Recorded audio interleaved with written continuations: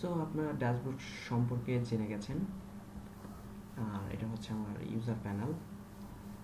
User আপাতত এই লুকই দেখছে, কিন্তু আমার কাছে এই লুকটা খুব বাজে লাগছে, আমি এই লুকটা দেখবো না। তার আগে আসুন আমরা সেটিংয়ে চলে যাই। এই সেটিং সম্বন্ধে আপনাদের প্রথমেই জানা খুবই দরকার।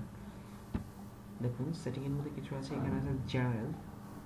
দেখুন জেনারেলের মধ্যে আমি আমার ওয়েবসাইটের টাইটেল দিয়ে দিয়েছি যে রবিন আইটি সলিউশন, যেটা আপনি এখানে দেখতে পাচ্ছেন। এটা হচ্ছে টাইটেল। আর এখানে দেখুন জাস্ট অ্যানাদার ওয়ার্ডপ্রেস সাইট।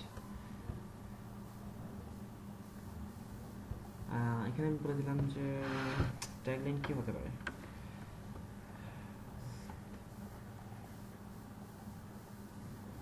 আচ্ছা, কি দেওয়া যেতে পারে?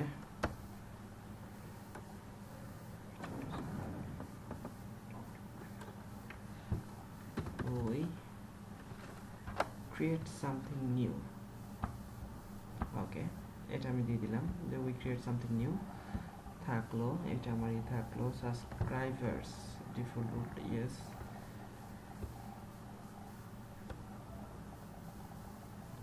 টাইম জোনটা ইউটি, এই অবশ্যই এইগুলা ঠিক করে দেবেন। আমার যদি ভুল না হয় তাহলে আমরা টাইম জোন এটাতে আছি, 6-এ আছি, ইউনিভার্সাল টাইমে 6-এ।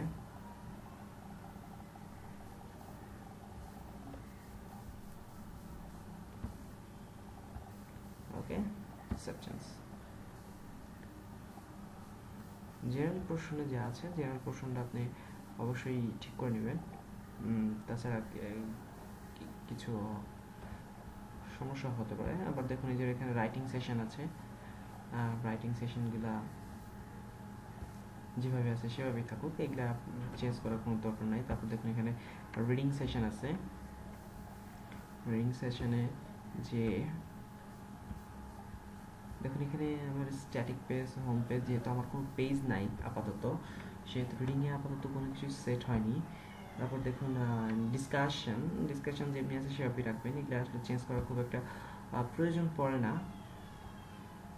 আর আপনার যে মিডিয়াতে দেখবেন, বেসিক্যালি আপনারা যে ইমেজগুলো আপলোড করবেন তার এখানে একটা ডিফল্ট সাইজ বলে দেওয়া আছে যে এই সাইজে সে আপলোড হবে।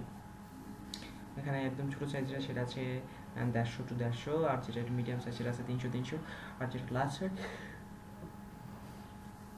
সেটা একটা ডিসপ্লে সাইজই করা আছে। আর এই দেখুন এগুলা আমার সব ইম্পর্টেন্ট জিনিস, এই লিঙ্কগুলো অবশ্যই আপনারা দেখবেন। আমি চাচ্ছি যে কিভাবে অ্যাকচুয়ালি আসবে, এভাবে আসবে না এভাবে আসবে, এভাবেই আসুক, কাস্টমাইজ হয়ে আসুক, এটাই আমার দরকার। ওকে, আমরা এখানে সেভ করে দিলাম।